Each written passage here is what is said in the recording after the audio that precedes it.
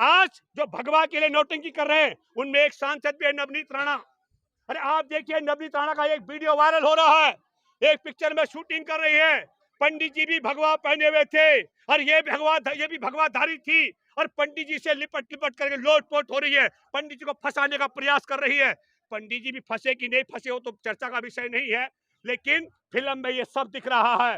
ये भगवा पहन करके एक दूसरे को जबरदस्ती आलिंगन करते हैं, तब हमारे देश का संस्कृति और भगवा खतरे में नहीं पड़ता है। हमारे देश में सैनिकों की हत्या करा करके प्रधानमंत्री कहता है कोई नहीं घुसा है, तब हमारा भगवा खतरे में नहीं पड़ता है। मेरे दोस्तों, ये रंग का सवाल नहीं है, ये देश की सुरक्षा का सवाल है।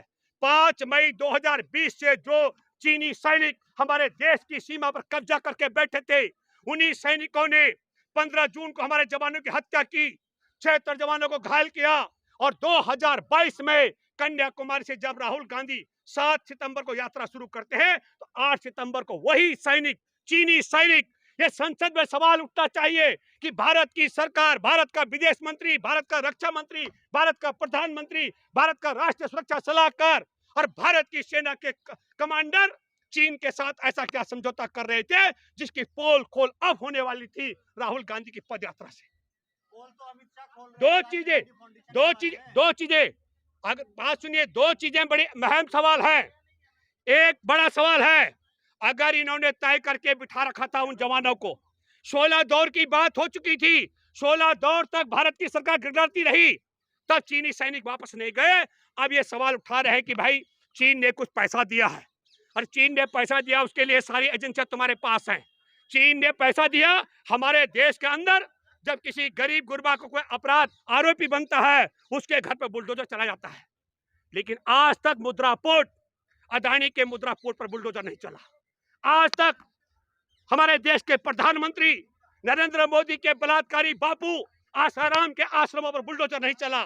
आज तक उन भगवाधारियों के घरों पर बुलडोजर नहीं चला जिन्होंने बलात्कार और हत्या के मामले में पेरोल पर बाहर आए हुए बलात्कारी हत्यारे से उसको पिताजी बताया और उसको उसका आशीर्वाद पाया, और न बुलडोजर चला आज तक वो संत चिन्मयानंद के स्कूल और घरों पर जिसने अपनी कॉलेज की लड़कियों से नग्न होकर के मालिश करवाया।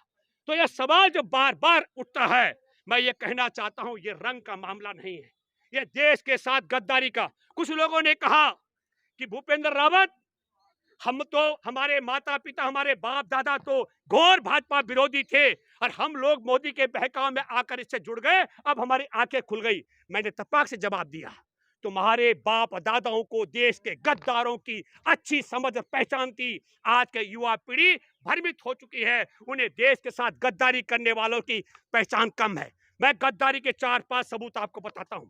लाहौर में कांग्रेस ने एक प्रस्ताव पास किया, 1900, मैं अब देश की आजादी की बात कर रहा हूं, और जब प्रस्ताव पास होता है कि तिरंगा लेकर चलेंगे, तो भारत में एक तिरंगा का विरोधी केशव हेगड़ेवार कहता हम भगवा लेकर चलेंगे, ये तिरंगा का विरोधी आदमी था। इसके बाद आपको बताता हूं, गांधी जी की अपील पर तिरंगा की यात्रा निकल रही थी, मैसूर के राजा ने 40 कांग्रेसियों की तिरंगाधारियों की हत्या की।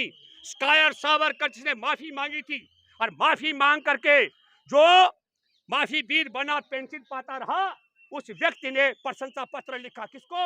उसने चिट्ठी लिखी मैसूर के